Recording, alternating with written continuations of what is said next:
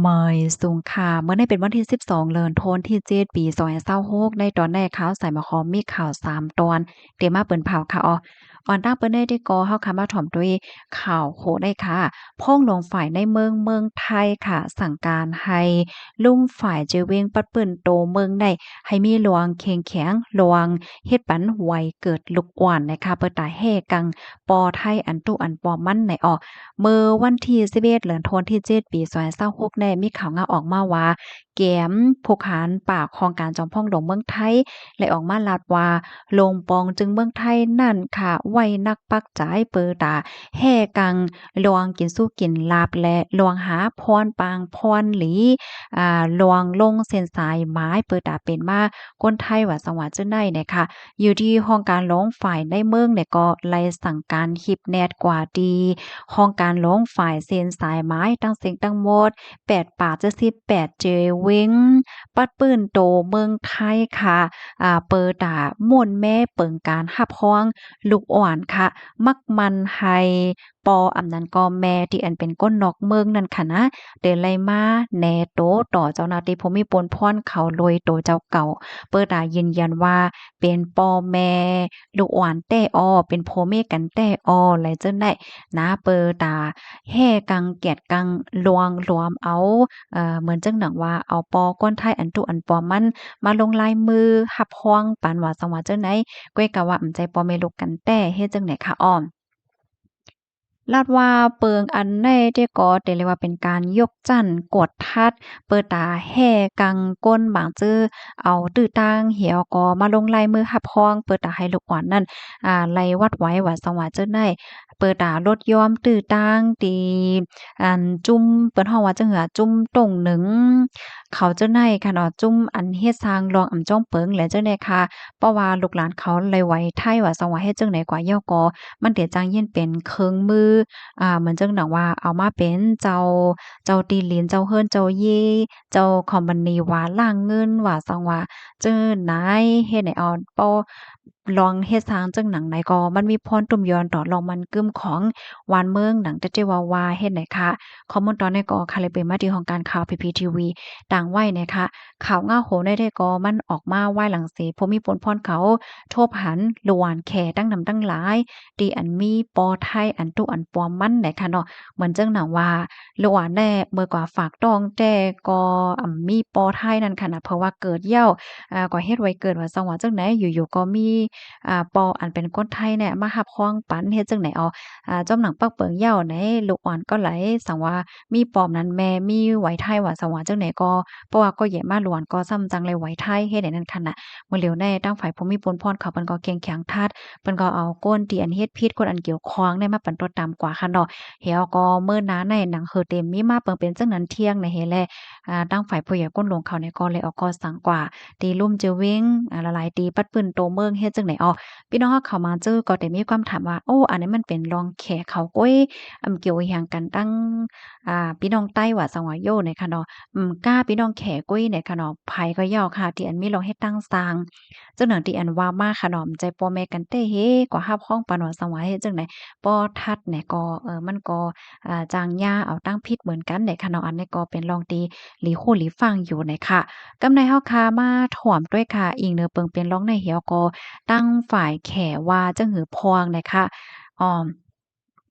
ตั้งฝ่ายร่วมตังแขก็ออกมาลาดแล้วค่ะเกี่ยวกับเรื่องร้องได้เมื่อวันที่11เดือนธันวาคมที่7ปี2026ได้มีข่าวงาออกมาว่า The Chinese Embassy Bangkok ค่ะร่วมตังแขอันมีว่าอยู่ที่ในเมืองไทยก็เลยเตรียมต่างลวงที่อันออกมาลาดเกี่ยวกับเลยลวงในเฮ็ดจังได๋คะก็มีผู้สื่อข่าวค่ะเนาะเลยต้องถามว่าวงวางในตั้งฝ่ายภูมิพลพรไทยเนี่ยก็ไล่คับขึงจื้ออันเกี่ยวข้องอันไล่ฮับไว้ไทยโดยที่อำจ้อมเปิง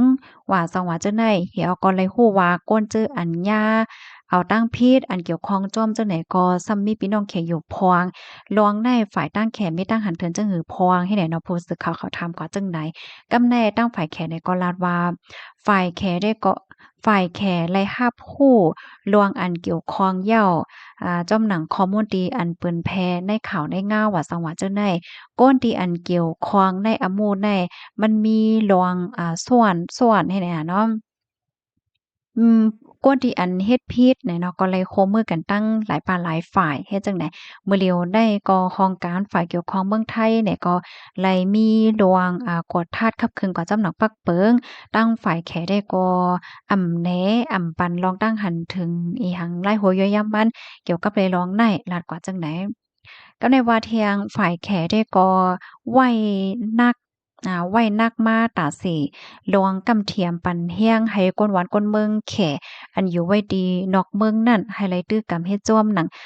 ปักเปิงหมายมีวานเมืองอันเจ้าเก่าอยู่สร้างเศร้าไว้เจ้านั่นไหนออกดอนตาลองเฮ็ดพิษปักเปิงไหนฝ่ายแขได้ก็ไหนไปจ้อมเซนตั้งจ้อมหนังเปิงคับเคิงกว่าจ้อมหนังหมายมีจังนั้นมาอยู่ตาเซไหนออก ฝ่ายแขนับย้ำการตีฝ่ายไทยมีลวงตรงหนึ่งใจตื้อปักเปิงหมายมีเกี่ยวกับโรยลวงเฮ็ดตั้งสร้างอันจ้องเปิงว่าซังว่าเจ้าไหนเนี่ยค่ะปะเยาก็มองว่าฝ่ายไทยเนี่ยก็เตก้มทิ้งปันสุนไลแลพรปางอันกึ่งลีเป็นจำหนังหมายมีของก้นเมืองแขเมื่อพ้องตีคับขึงหลวงอำมูเจ้าไหนอยู่เฮ็ดไหนอ้อม เปิงลงมันได้แต่ก่อลองก้มทิ้งปันสุนแลๆพรปางของลูกอ่อนเฮ็ดจั่งใดฝ่ายแขได้ก่อพร้อมติเตกำเทียมลวงการสื่อสารและลวงโฮมมือฝ่ายไทยสืบกว่าเปิดตาโฮมรักษาเปิดตาโฮมรักษาสิ่งแวดล้อมตีหลีดอนตาลองกว่ามาสู่ใจกันวงกลางกวนเมืองสองเมืองและลองโฮมมือกันกูปากูฝ่าย ตั้ง2เมืองว่าจังได๋อ้อข้อมูลตอนในค่ะเลยเป็นมาที่ห้องการข่าวสดต่างไว้ค่ะพี่น้องเฮาเขาถ่อมข่าวโคแนวหันเทินจังหือพ่วงในค่ะดอกกอปันดาหันถึงมาเลยค่ะลูกดีข่าวเงาโหนในเสแลกำในเฮาค่ะมาถ่อมด้วยข่าวเงาเที่ยงตอนหนึ่งค่ะอันนี้ก็เป็นเพนำที่เมืองใต้ปอดออกในค่ะเนาะติวเวียงเมืองปอกเมืองใต้ปอดออกโค้งอันมีในนาหลินพองงำดับซึกว่านั่นก็ฝนตกอำถาดนำในห้วยในหลวยไหลเข้ามาในเวงแล วันที่10เดือนธันวาคมปี2026นั่นเลยเป็นนำโลกนำนองไว้นะคะก้นเปิ้นตีลาติสื่อข่าวว่าฝนตกอำถาดเจเมอคำนั่นนะคะเมื่อนั้นเนี่ยก็ตกเหี่ยวอันนำขึ้นนำนองมาแต่ก็แต่เจเมอกลางค่ำลอยก็กวนลินก็กวนนำในหลวยไหลเข้ามาในปอกในเวงแลเอาน้ำทมแปดก้นเปิ้นที่สืบลาเทียงว่าเจ้าหน้าที่ฝ่ายภูมิพลพ่อนเขาในกออ่อนกันจ้อยเทียมอยู่ ที่เมืองปอกในบ่เป็นข้าวฝนไหนนำไก่โทมตาเสียเหย้าที่อันนำโทมในก็เป็นที่เก่าที่เหลียวก้วยค่ะเมื่อปีกายก็นำโทมที่เมืองปอกไหลปางสร้างเฮาเฮียงไว้แลมีรองลู่ซุ่มตั้งน้ำก้นเมืองสองก่อแลเจ้าหน้าที่จอยเทียมก้นทบเพนนำไหลลู่เสียงกว่าพ้องนำโทมในเหย้าตีจะเว้งเมืองขากเจตอนเก้งตรงในกอนำขากโล่นน้องทม เหนอตั้งก้าแล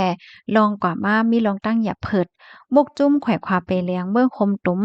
เตรียมต่างว่าวันที่10เดือนธันวาคมปี2026ย่ามกลางในหมอก8 โมงครึ่ง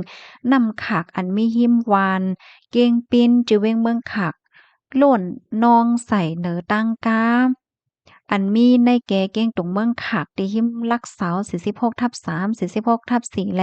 อยู่ที่ตับเขมหมอดไฟเมืองขากและเจ้าหน้าที่ หลายฝ่ายคมกันเปิดปางสร้างล่างปันศีลต่างอัน